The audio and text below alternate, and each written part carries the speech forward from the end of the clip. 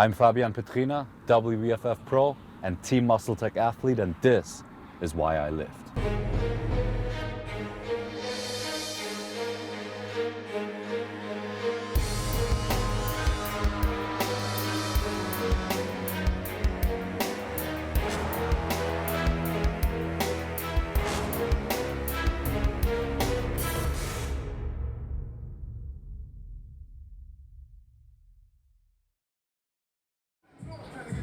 Yo, what up, man? How are you? Man? Best friend, good. Best friend.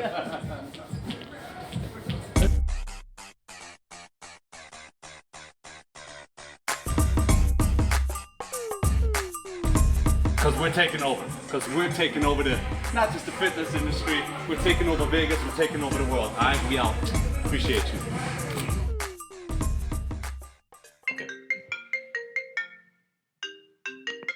Hallo? Hi, guten Morgen. Hey, Morgen, wie geht's dir, mein Schatz? Gut, und dir? Gut. Ich film gerade mit MuscleTech. Oh, okay, Entschuldigung, ich wollte nicht stören. Nein, du störst nicht. Okay, wie geht, was ist denn? Nichts? Wollte dir einfach sagen, dass ich dich lieb habe. Okay, ich hab dich auch lieb. Okay, ich ruf dich später an, heute Abend. Okay, ciao. I grew up in Heidelberg, Germany, but I moved to Hawaii when I was 14. Germany is full of beautiful memories. My mom, she was a single mom, but I just had an amazing childhood. Like every time I think back on Germany, I just smile. The Christmas markets, the playgrounds, all the friends I had, it was awesome. We'd do all kinds of crazy stuff, like we'd take our bicycles into the strawberry fields and we'd ride them through the fields until the farmers would come and chase us in their tractors. We'd jump over the fence to these little like sheep houses, I guess, and we like spank their butts and then they chase us, and the last person over the fence would be the one getting attacked by the sheep. So we just do crazy things like that. My mother, she grew up pretty rough. I don't know much about her past. I know that her mom committed suicide when she was very young and her father was very abusive, so she ended up kind of bouncing around between families. But I mean, from every memory I have of her is amazing. Whatever she could, she would do for me to make sure I have the most beautiful and memorable childhood she could create for anyone. My mom and I moved to Hawaii because she fell in love with an American soldier who was stationed in Germany at the time.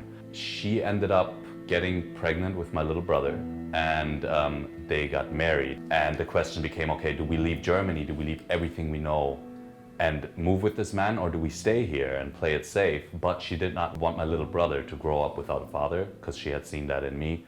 So we decided to all pack up and move to Hawaii. I was really excited to move to Hawaii because, first of all, it's America, and even back then I had the dream to be like Arnold Schwarzenegger, bodybuilding. After we got there, it was a very, very big culture shock. I did not speak much English. I really stood out because in Hawaii, everyone is tan, a surfer, and there I am, this super pale kid from Germany with a hardcore accent that no one understood. And so I just became that target for everyone. So I'd go to school and I'd have apples thrown at me.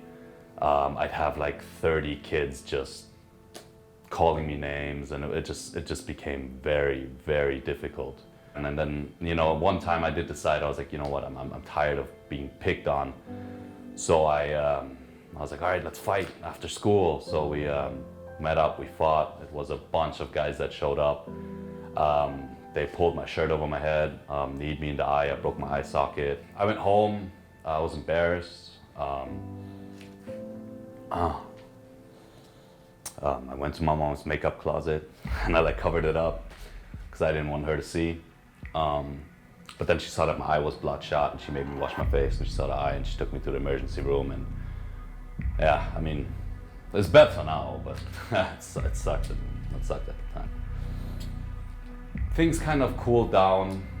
Then I had, you know, one of my surgeries, and I went to school after, you know, being off for 2 months, being on the couch trying to heal. And I went back to school, and my first day after being back in school, I got home and I had a voicemail on my cell phone that said, "We're gonna kill you tomorrow." And I was on crutches, so I wouldn't even be able to defend myself. So that night, I didn't know what to do. I was in a lot of pain, and I had a ton of painkillers from that surgery. So I took like 20 oxycodone and a ton of Tylenol. And I just smooshed it up and drank it. So that was my way out. But it didn't work, obviously, you know, so right after I did it, I tried to fall asleep, but I got scared, so I called my mom. She ran in the room. She immediately knew I had done something bad, because she could tell by my voice, because we're just that close. And that's kind of what began the healing process for me, because it was kind of like I hit the wall, and I told my mom everything that happened. I opened up, because my goal was always, I'm never gonna be a snitch. I'm never gonna tell anyone what happened to me, because that's not what a man does. But I finally opened up, and you know, I talked to doctors and things like that, and they told me it's okay to be you. And that's when I learned that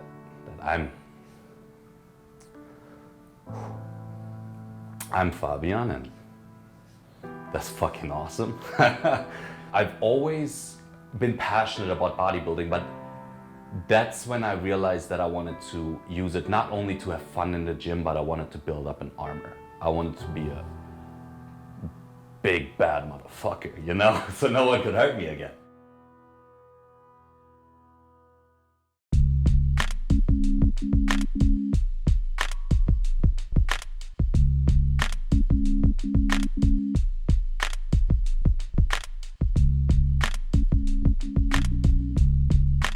So every morning, first things first, I'll pop out of bed.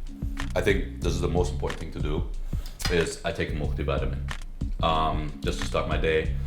I also start my day with Clear Muscle and L-carnitine to kind of fall out of that catabolic state that I am in when I wake up. So hop on the treadmill, 20-25 minutes of cardio, even in the off season, because to me cardio is not only to shred out, it's just a way for me to get focused, kind of rewind whatever happened yesterday and what I need to do today, a way for me to just get the blood going. And I've noticed that I'm less sore after incorporating cardio daily. My morning breakfast routine usually consists of 10 egg whites and oatmeal. The amount of oatmeal varies depending on how I looked. My second meal consists of chicken breast, and again the amount varies depending on how I look. Pre-workout, I'll usually do some NitroTech whey with a banana, and I'll blend it up with some ice, and it kind of turns into this ice cream tasting smoothie, which is awesome. It's my happiness of the day. Post-workout meal, again, chicken, rice, and veggies. The meal after that, again, chicken and oats. And the final meal is usually a good steak with a lot of veggies and some oatmeal. There is definitely a difference between eating for competitions and off-season. The foods itself don't change for me because I like to always look in shape. I never really go crazy into the off season, but the amount of food changes. So the amount of oatmeal is obviously higher in the off season so that I have more carbs to get more energy in the gym and get heavier lifts in. The fats go a little lower the closer I get to a competition. It really just varies day by day depending on how I look. But there's no crazy difference between off-season and contest diet. I just kind of keep it year-round. I've come to finding the right way to eat after years and years of trial and error. I don't work with a coach because I don't like people telling me what to do. So obviously it started with me reading bodybuilding magazines and kind of understanding what a bodybuilding diet should look like. And then from there, I just kept incorporating those tools I've learned from YouTube videos, from bodybuilding magazines, and what other friends have told me. And I've just kind of learned to see what does what for my body. So it might not work for anyone else out there, but I know it works for me. And that just takes years and years, but that's bodybuilding. Bodybuilding takes years and years.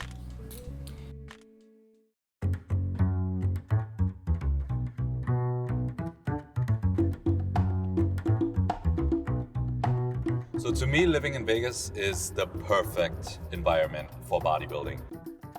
Not only is it's an extremely low cost of living, but the fitness community is huge here. I mean, there's so many top bodybuilders living. The Olympia is here, the WBFF World Championships is gonna be here this year as well. So yeah, Vegas is definitely, in my opinion, it's the new Venice. My favorite part of Vegas is the heat. I love the desert heat. I don't really like Vegas that much in the winter, but in the summer when it's nice and hot, I love it. It gives me a lot of energy. It's just, I love it. My bodybuilding journey started with my friends and I. We take our little 2-kilogram dumbbells, we take them to school in our rucksack, in our school bag.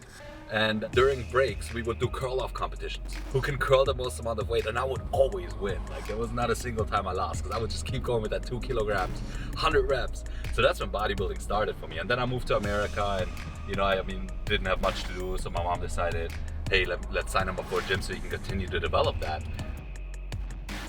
And then I would just start following around these bodybuilders. And at first I thought it was kind of silly that they're posing in like these little skimpy bikinis. And I was like, why is this guy doing this? But then I learned to appreciate the beauty behind it all. And that's when I started looking into bodybuilding, reading about Arnold Schwarzenegger and Dorian Yates and athletes like that. And what fascinated me is how they were able to turn something that was given to them, a normal body, into something so super natural. And I wanted to create that for myself. You kind of push past what's humanly possible in every sense, mentally, physically, to create this statue. And I wanted to do that with my body. But then that changed, you know, as I got more and more into the sport, it really went away from that, because I started getting more and more confident in myself. You know, I started seeing the way that girls looked at me as my deltoid started growing. I started the way that guys looked at me, and now I don't bodybuild for that anymore. It did heal me, but now it's become a passion, and I don't need to be the biggest guy in the room. I do it because I love bodybuilding itself. What I love about training at the gym is that it's you versus you. First of all, if you win a competition, no one did that for you. You did that. If you lose a competition, you can't say my teammate passed me the ball incorrectly. No, it's you were lazy. You messed up on your diet. You weren't good enough. And that's why I love the gym. You're in there alone and you're doing it for yourself. No one else. I would never stop working out. No matter what life throws my way, bodybuilding will always be a part of it. I mean, I might lose a leg one day, but I would find a way around that. It might not always be to compete, but I will always be in the gym and push myself. And I'm not doing it for anyone. I'm not doing it for Instagram or even you guys. I'm doing it for me because I love doing it. My proudest moment to date is, I went to university, I graduated with 3.98, I got a good job, I've accomplished, in my opinion, I've really pushed myself to accomplish a lot, but all that really doesn't matter to me. The proudest moment that I've had is being able to talk to my mother and see that she's proud of where I've come. The first time that she opened up to me, that's when I knew I had done something right, because making my mom proud, that's very difficult to do, and making her proud is, yeah, ever since then, that was amazing.